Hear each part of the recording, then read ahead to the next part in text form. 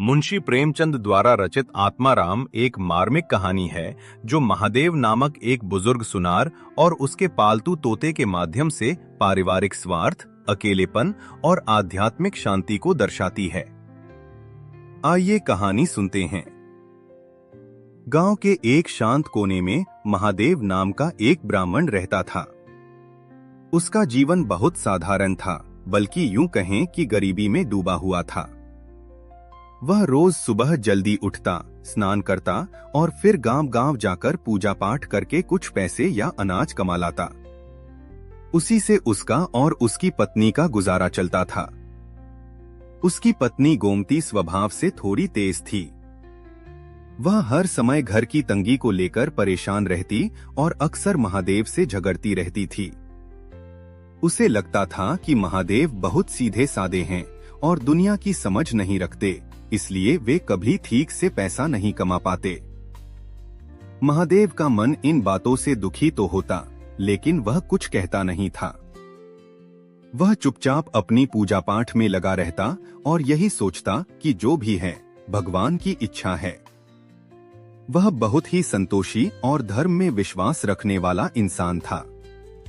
लेकिन उसके जीवन में एक खालीपन भी था, एक अकेलापन जिसे वह किसी से कह नहीं पाता था।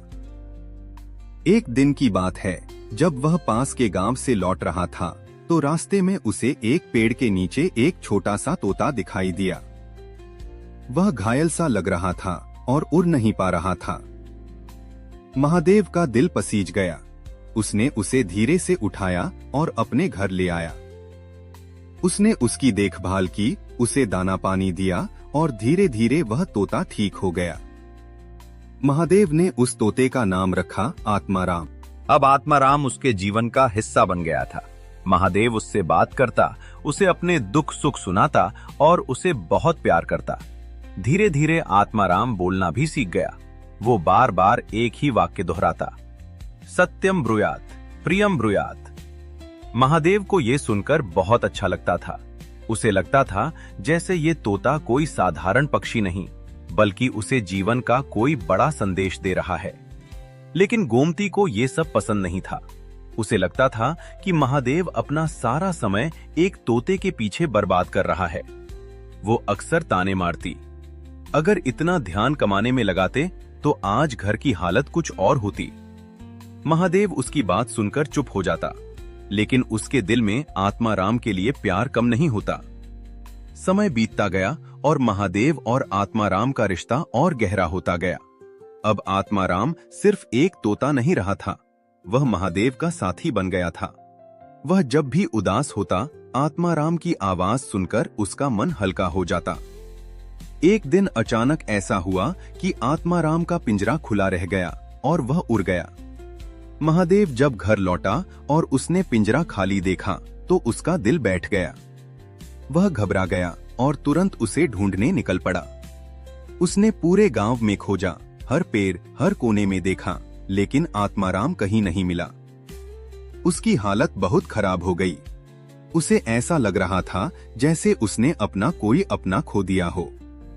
वह कई दिनों तक परेशान रहा, खाना पीना तक भूल गया। गोमती ने भी पहली बार उसे इतना दुखी देखा, लेकिन वह कुछ समझ नहीं पा रही थी कि एक तोते के लिए कोई इतना दुखी कैसे हो सकता है। एक दिन महादेव आत्माराम को ढूंढते ढूंढते गांव से दूर एक बगीचे में पहुंच गया। वहां कुछ लोग पेड़ के नीचे बैठे शराब पी रहे थे और जुआ खेल रहे थे। उनका व्यवहार बहुत खराब था। वे हंस रहे थे, झगड़ रहे थे और गलत कामों में लगे हुए थे। उसी पेड़ की एक ऊंची डाल पर आत्माराम बैठा हुआ था। महादेव ने उसे देखा तो उसकी आंखों में आंसू आ गए। वह धीरे धीरे आगे बढ़ा, लेकिन तभी उसने कुछ अजीब देखा। आत्माराम बार बार वही वाक्य बोल रहा था, सत्यम ब्रूयात, प्रियम ब्रूयात। लेकिन नीचे बैठे लोग उसकी बातों पर बिल्कुल ध्यान नहीं दे रहे थे। वे अपनी ही दुनिया में खोए हुए थे। कोई झूठ बोल रहा था, कोई गाली दे रहा था, कोई धोखा दे रहा था। यह सब देखकर महादेव के मन में एक गहरी सोच उठी। उसने सोचा, मैं इतने दिनों से इस तोते की बात सुन रहा था, लेकिन क्या मैंने कभी इसे अपने जीवन में उतारा? उसे एहसास हुआ कि वह सिर्फ शब्दों को सुनता रहा, लेकिन उनके अर्थ को कभी नहीं समझा। वह खुद भी कई बार सच्चाई से दूर भाग जाता था, कभी डर के कारण, कभी आदत के कारण। उस पल उसे एक गहरी सीख मिली। उसे समझ आ गया कि जीवन में सिर्फ अच्छी बातें सुनना ही काफी नहीं है, बल्कि उन्हें अपने जीवन में अपनाना ज्यादा जरूरी है। महादेव ने वहीं खड़े खड़े फैसला किया कि अब वह अपने जीवन को बदल देगा। अब वह हमेशा सच बोलेगा, मीठा बोलेगा और सही रास्ते पर चलेगा। उसने आत्माराम को वापस बुलाने की कोशिश की, लेकिन इस बार उसके मन में पहले जैसा मोह नहीं था।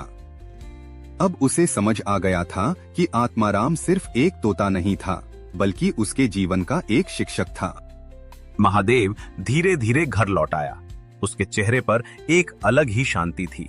गोमती ने जब उसे देखा तो वह चौंक गई। ये वही महादेव था, लेकिन कुछ बदल चुका था। उसकी आंखों में एक नई समझ, एक नई रोशनी थी। अब महादेव पहले जैसा नहीं रहा। उसने अपने व्यवहार में बदलाव लाना शुरू किया। वह और भी ज्यादा ईमानदारी से काम करने लगा। लोगों से मीठा बोलता, उनकी मदद करता और सच का साथ देता। धीरे धीरे लोगों का नजरिया भी बदलने लगा। अब लोग उसे सिर्फ एक गरीब ब्राह्मण नहीं, बल्कि एक सच्चा और अच्छा इंसान मानने लगे। उसकी इज्जत बढ़ने लगी। गोमती भी यह बदलाव देखकर हैरान थी। अब वह पहले की तरह झगड़ती नहीं थी। उसने भी समझ लिया था कि सच्ची खुशी पैसों में नहीं, बल्कि अच्छे व्यवहार और सच्चाई में होती है। महादेव के जीवन में अब आत्माराम नहीं था, लेकिन उसकी सीख हमेशा उसके साथ थी। वह हर दिन उसी सीख के साथ जीता था, सत्यम ब्रूयात प्रियम ब्रूयात, और यही उसकी असली दौलत बन गई। इस तरह एक साधारण सी घटना ने महादेव के पूरे जीवन को बदल दिया। उसने यह सिखाया कि जीवन में सबसे बड़ी चीज है सच्चाई और मधुरता, और जो इन्हें अपना लेता है वही सच में खुश रह सकता है। मुंशी प्रेमचंद द्वारा लिखित यह कहानी आत्माराम आपको कैसी लगी? कमेंट में हमें जरूर बताएं। और अगली आप कौन सी कहानी सुनना पसंद करेंगे वो भी बताएं। और हाँ, वीडियो लाइक जरूर करिएगा। कहानी को इतनी ध्यानपूर्वक सुनने के लिए आपका धन्यवाद।